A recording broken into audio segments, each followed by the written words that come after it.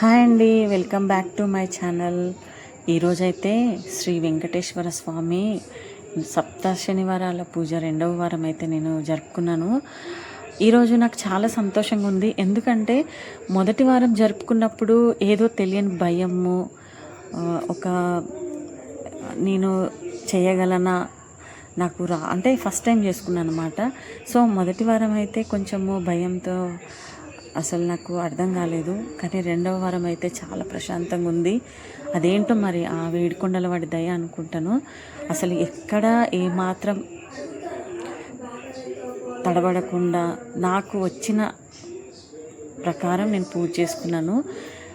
పొద్దంతా ఫాస్టింగ్ ఉండి అదే ఆఫీస్కి వెళ్ళి ఇంటికి వచ్చి ఇంకా తలస్నానం చేసుకొని స్వామివారికి మనము అలంకరణ చేసుకొని పూజ చేసుకోవడం అంటే అసలు నాకైతే ఇవాళ చాలా ప్రశాంతంగా ఉంది. ఈరోజు రెండు విషయాలు అయితే నాకు చాలా మనసులోకి వెళ్ళాయి. అదేంటంటే, ఒకటి స్వామివారి కథ నేను ఇవాళ రెండవ వారం ప్రత్యేకం కథ విన్నాను. అది నాకు చాలా బాగా నచ్చింది. అదేంటంటే పూజ స్టార్ట్ అయినాక నేను చెప్తాను. మీరైతే వీడియో స్కిప్ చేయకుండా లాస్ట్ వరకు చూడండి. ఇంకొకటి అదేంటో పొద్దుంతా ఆఫీస్కి వెళ్ళి టైం లేకనో మరి నాకు ఇంకా లేట్ అయిపోతుంది అని వచ్చేసరికి 7:30 అవుతుంది.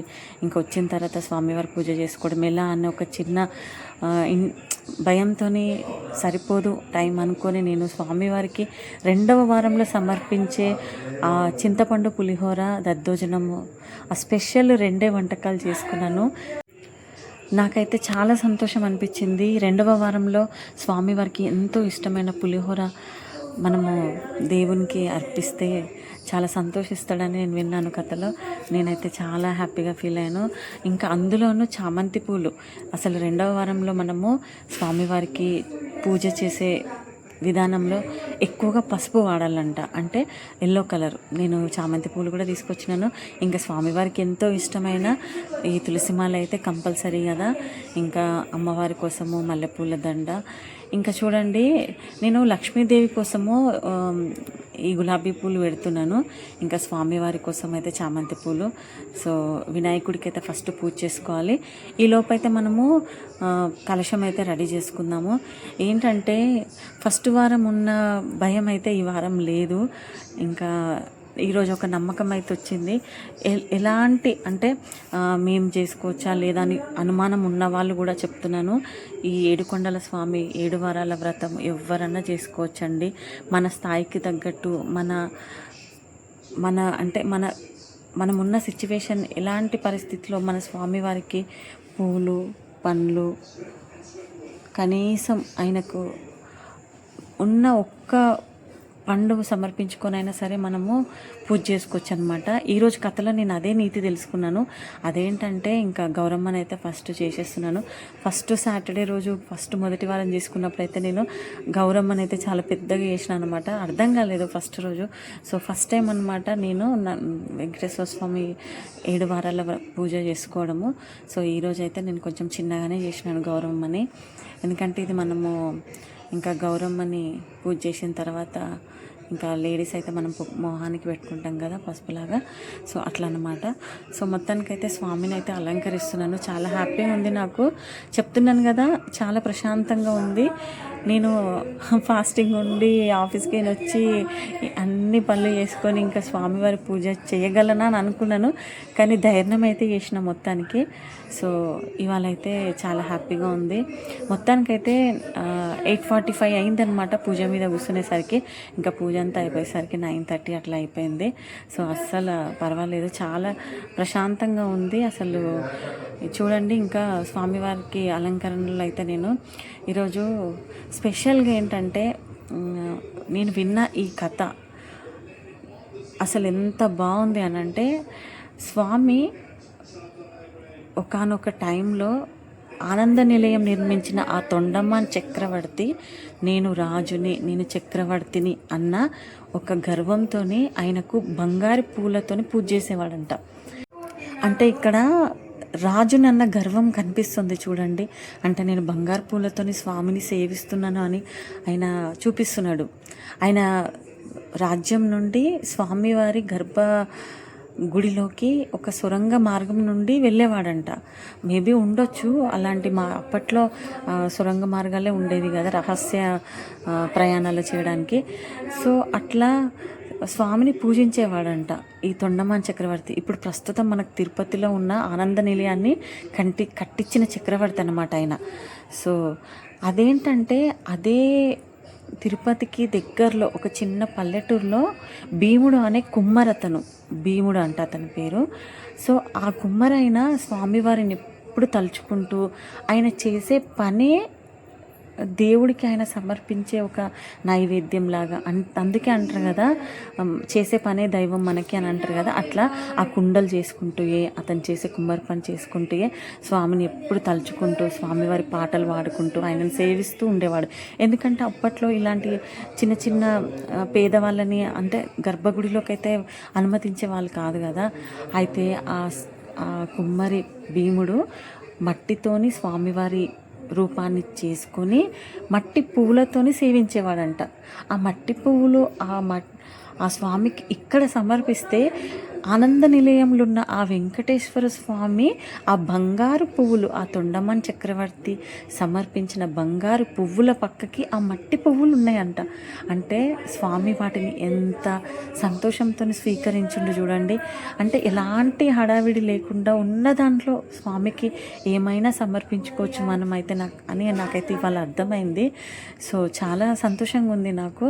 ఇంకా ఈ తొండమాన్ చక్రవర్తి అదే మళ్ళీ మరుసటి రోజు తెల్లవారుజామున పూజ కోసం వెళ్ళినప్పుడు అదేంటి నా బంగారు పువ్వుల పక్కకి మట్టి పూలు ఉన్నాయేంటి, ఈ అర్చకులు తెలివక పెట్టిరా అని ఏంటి అని ఆయన ఆరాధిస్తే తీయడానికి కోపంతో ఆ పువ్వులు తీయడానికి పోతుంటే అప్పుడు ఆ ఏడుకొండల వాడు అతన్ని ఆకాశవాణితోని మాట్లాడి ఆవేశపడకు, అవి నాకు భీముడు అనే పరమ భక్తుడు సమర్పించిన పూలు, నేను అవి మనస్ఫూర్తిగా స్వీకరించినాను చక్రవర్తి అని చెప్పి ఆయనను చెప్పిండంట. చూడండి అంత పేదవాడు సమర్పించిన ఆ పువ్వులను స్వామి స్వీకరించినంటే అసలు ఆ ఏడుకొండలవాడు నిజంగా చెప్తున్నాను ఈ కలియుగంలో ఆ స్వామిని నమ్ముకొని బాధపడ్డ వాళ్ళు ఎవ్వరూ లేరు. ఆ స్వామిని అందరూ కొలుచుకోండి, అందరి ఇంట్లో సంతోషం ఉండాలని నేను కోరుకుంటున్నాను.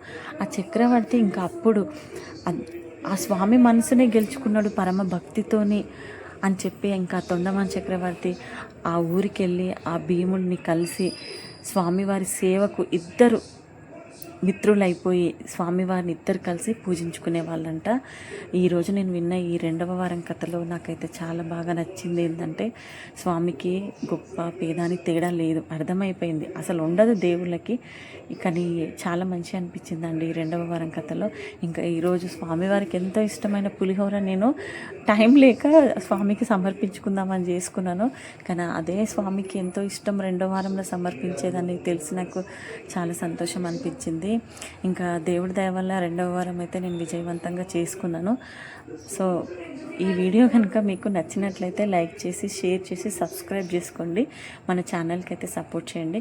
మీరు కూడా ఈ ఏడుకొండల వాడిని తలుచుకొని చేసుకోవాలి పూజ అనుకుంటే మాత్రం ఇలా ఎలాంటి హడావిడి లేకుండా ఇంట్లోనే మనం దేవుణ్ణి ఎలా పూజ చేసుకుంటామో రెగ్యులర్గా రోజు ఎలా దీపం పెడతామో అలాగే. కాకపోతే ఈయనకి ఎంతో ఇష్టమైన తులసిమాల, పిండి దీపాలు తెలుసు కదా, నేను ఫస్ట్ వారం వీడియోలో చూపించాను పిండి దీపాలు ఎలా చేసుకోవాలి. నాకు అంత పర్ఫెక్ట్ రావట్లేదండి, ఎందుకంటే నేను చెప్తున్నాను కదా కొత్తగా చేస్తున్నాను, వస్తున్నాయి. సో మొదటి వారం కంటే ఈ వారం కొంచెం మంచిగా చేసుకున్నాను. ఇంకా నెక్స్ట్ 3వ వారం ఇంకా కొంచెం మంచిగా వస్తుండొచ్చు. అంటే అంటారు కదా చేస్తూ ఉంటే ఏ పనైనా వస్తుంటుందని, అట్లా అనమాట. ఇంకా స్వామివారికి ఎంతో ఇష్టమైన బెల్లం అయితే నేను ఫస్ట్ సమర్పించినాను. ఇంకా తర్వాత స్వామికి చేసిన నైవేద్యం అయితే నేను సమర్పించుకున్నాను. ఇంకా మొత్తానికైతే మన పూజ చాలా బాగా జరిగిందండి. సో నాకు చాలా హ్యాపీగా ఉంది, చాలా ప్రశాంతంగా కూడా ఉంది. సో మీరు కూడా ఆ స్వామివారి ఆశీస్సులు పొందాలని నేను కోరుకుంటున్నాను. ఇంకా స్వామివారికి అయితే నేను హారతి ఇస్తున్నాను. ఈ 7 వారాల వ్రతం చేసుకుంటే చాలా శుభం, ఇంట్లో సుఖ సంతోషాలు ఆయు ఆరోగ్యాలు కలుగుతాయని నేను నమ్ముతున్నానండి. అందుకే నేను మనసు మీదకి వచ్చింది చేసుకోవాలని నేను చేసుకుంటున్నాను అంతే. ఇంకా మీరు కూడా చేసుకోవాలనుకునే వాళ్ళు చేసుకోండి. హారతి అయితే అయిపోయింది. చాలా సింపుల్గా నాకు వచ్చిన తెలిసిన పద్ధతిలో నేను పూజ చేసుకున్నాను.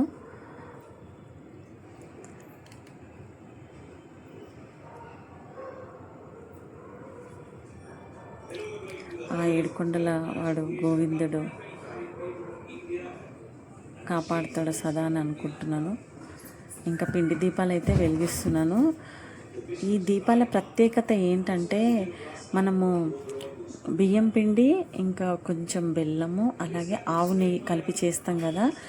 సో ఇవి చాలా ఇష్టం అంట స్వామివారికి పిండి దీపం. మీరు మామూలుగా ఇట్లా 7 వారాలు వ్రతం చేసి ఇట్లా 7 దీపాలు పెట్టి ఇదంతా కుదరక అంటే టైం లెక్క చేసుకోలేని వాళ్ళు ప్రతి శనివారము మీకు ఒకే ఒక పిండి దీపమైనా సరే స్వామివారి ముందు మనము వెలిగించవచ్చంట. ఎలాగైనా ఏంటి స్వామికి ఎంతో ఇష్టమైన పిండి దీపంలో మనం దీపం పెట్టడం వల్ల స్వామివారి అనుగ్రహం పొందొచ్చు. ఇంకా మొత్తానికైతే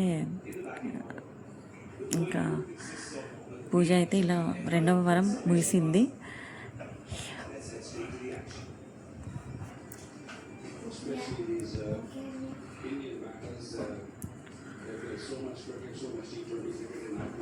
థ్యాంక్స్ ఫర్ వాచింగ్ అండి. వీడియో స్కిప్ చేయకుండా ఇంతవరకు చూసినందుకు. మళ్ళీ వారం నేను 3వ వారం పూజ నేను మీతో షేర్ చేసుకుంటాను.